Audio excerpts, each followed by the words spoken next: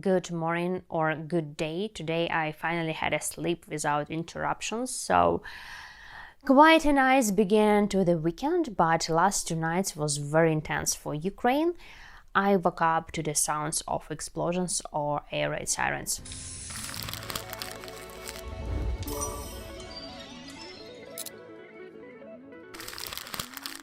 On the nights from March 20th to March 21st, I woke up to the sounds of heavy explosions. It was nearby, and I live in the city center of Kyiv, so I cannot say it was close enough, but it was loud and heavy. It was the first massive rocket attack on Kyiv this spring after the break of 44 days. I wouldn't mention other cities, especially close to the front lines where shelling is non-stop. That night, the main target for Russia was Kyiv and Kyiv region, so Russia launched a massive rocket attack and fired 29 cruise missiles and 2 ballistic missiles, so 13 people were injured, including 1 child, and thankfully, with this intense attack, no one died. While air defense system successfully intercepted all the enemy rockets, debris caused the damage. In Kyiv, kindergarten was on fire, multistory residential complex lost windows, and a lot of cars was burned. Also, in Kyiv region, 4 people were injured and 2 residential buildings damaged, and dozens of cars were on fire, and I remember 47 private buildings were destroyed. So that night, all the rockets were hitting Kyiv and Kyiv area, so it was quite loud and intense. So we are thankful for our air forces for great job for intercepted all the enemy rockets, and with this heavy attack, no one died.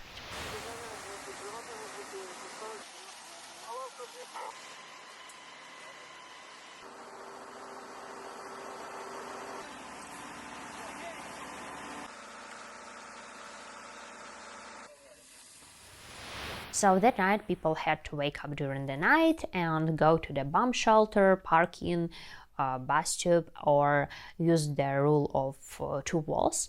But a lot of people don't. Not because they don't care or not worried much. Also, in Kyiv, there is a problem with the shelters. For example, in sleeping area, let's say we have the district called Tanya Fiona, there is no underground, and let's say my grandmother, she lives 14 kilometers from me, from the city center in the left bank, and there is no shelter at all. There is no parking, no shelters, and the nearest underground station is 25 minutes on foot for me. So for her it can take hours. Actually, it's just impossible for her because she doesn't walk good. So she is not able to go to the shelter. There is no nearest shelter. Of course, you can say like some residential buildings can have a -1 floor, but it doesn't save your life if there is direct missile. We already have this situation in Ukraine during 2 years, so people just remain under the rubble. They hide in there during the occupation, they hide in there during the massive rocket attack, so because there is no any place where people can hide, so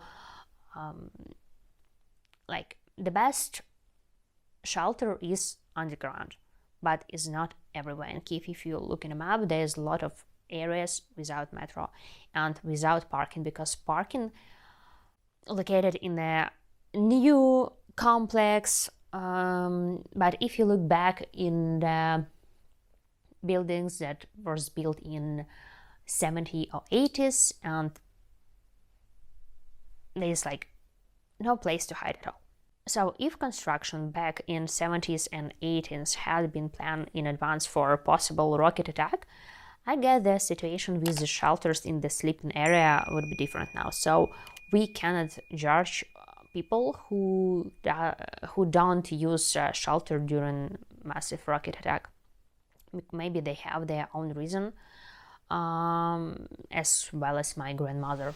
The next night after the massive rocket attack on Kyiv, there was another attack on the night of March 21st to March 22nd. It was one of the biggest rocket attack on Ukraine's energy system. Russia used 150 rockets and drones in one night and spent around $700 million for this attack.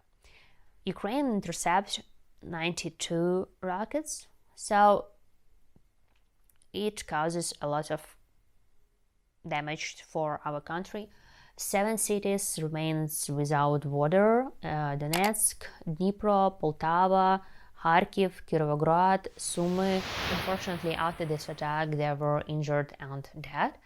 And that morning I saw the photo of this trolley bus with people inside it that was hit by a missile. The passenger were 9 years old girl and her 35 years old dad. And it's heartbreaking when you get up in the morning and the first photo you see in your phone is a trolley bus, and you see how and where people died. And for us Ukrainians, it's like a habit, checking your phone during the day, during the night, early morning, every time.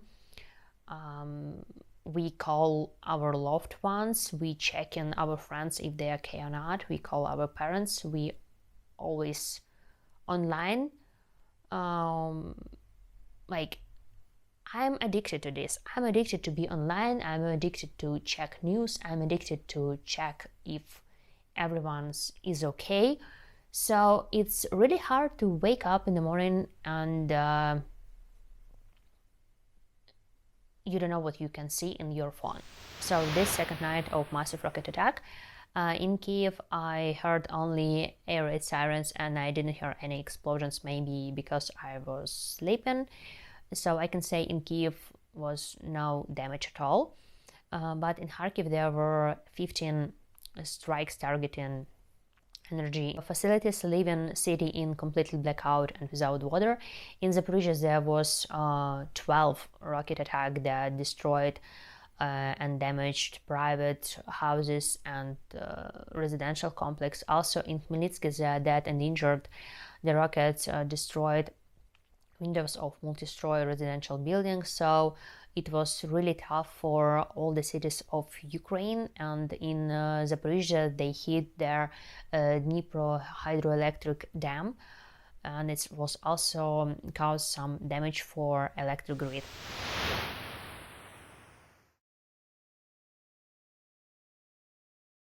Today I saw a photo on Instagram page Kyiv Post where they compared Dnipro hydroelectric dam during Second World War and Ukrainian-Russian War.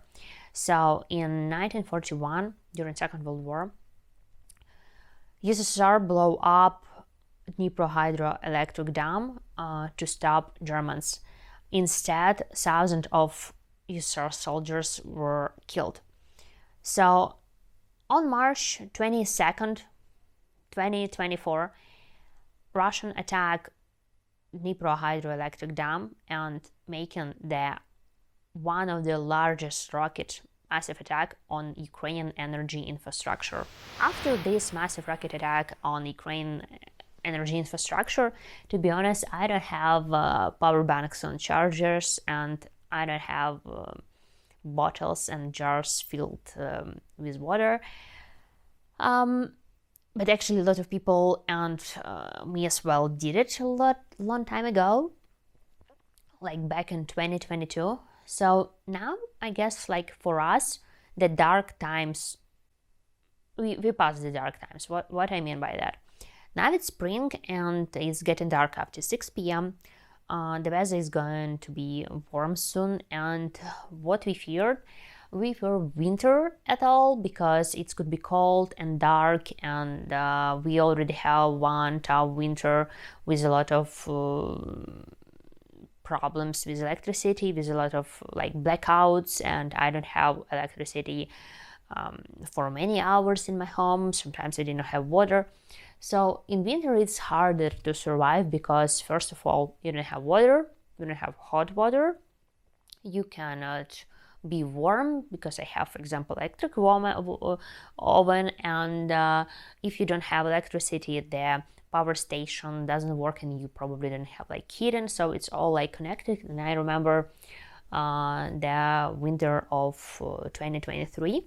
It was December. My grandmother was on after surgery, and during the surgery it was huge loud explosions that already pissed me off. I was worried about her health, her surgery. It was already stressful, and plus it was explosions, and I was worried about electricity. But when we get home after operation, she stayed in bed under many blankets without water, heating, electricity, so she just used candles. And how she can warm up in her apartment, there is a gas oven, so she can turn on gas oven, and like actually my mom helped her like turn on gas oven, make hot water, and at least it was something warm because she has a gas. In my apartment I have electric oven, so it's like finito. There is nothing warm. You can just go outside and try to find way you can survive. Let's say I even cannot make a food for myself, so just nothing. And I remember one day even the restaurants was closed for toilet and so on, because there was no water in the city more than one day. So I can say that for me and for many Ukrainians as well, like I read the post in Instagram and what they write like in November, like we all was worried about how this winter will be for us. We will be cold, we will be without electricity and so on. So far it's end of March. Yes, it was a huge rocket attack on the energy system. Maybe it's repeat, but it will be easier for us and for our soldiers to survive like this, I can say, like dark warm times, but I hope nothing will be happen bad. So I don't have anything at home, and I don't know what will be happen with our energy system soon. But of course we all believe in the best, and we all thankful and believe in our air forces, because they save our life and save our electricity facilities. Let's say we can still live in our home and continue working and be at home, be in our hometown. If you ask me what you can do, how you can help Ukraine, I would say that speak about Ukraine, don't forget about Ukraine, do different reposts in social media about Ukraine, about the situation. Don't let people to forget about our country, about our war we're fighting like 10 years, and last 2 years it's a full invasion.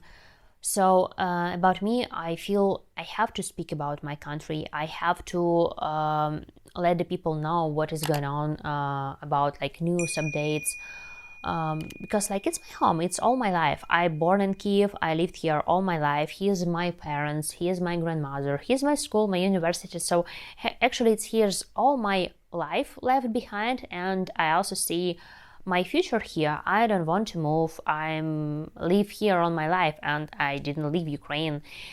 So I really believe in our victory. I believe that I can live here and continue live here and working here.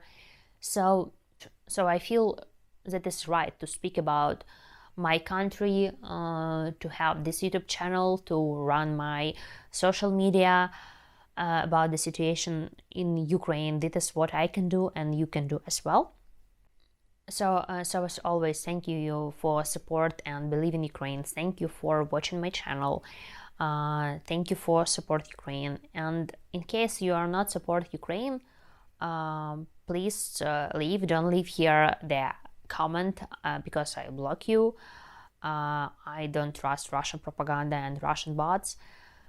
So you can, if you're not happy with the situation, you can just move to Russia and kiss Putin's ass and be happy. So that's it for today.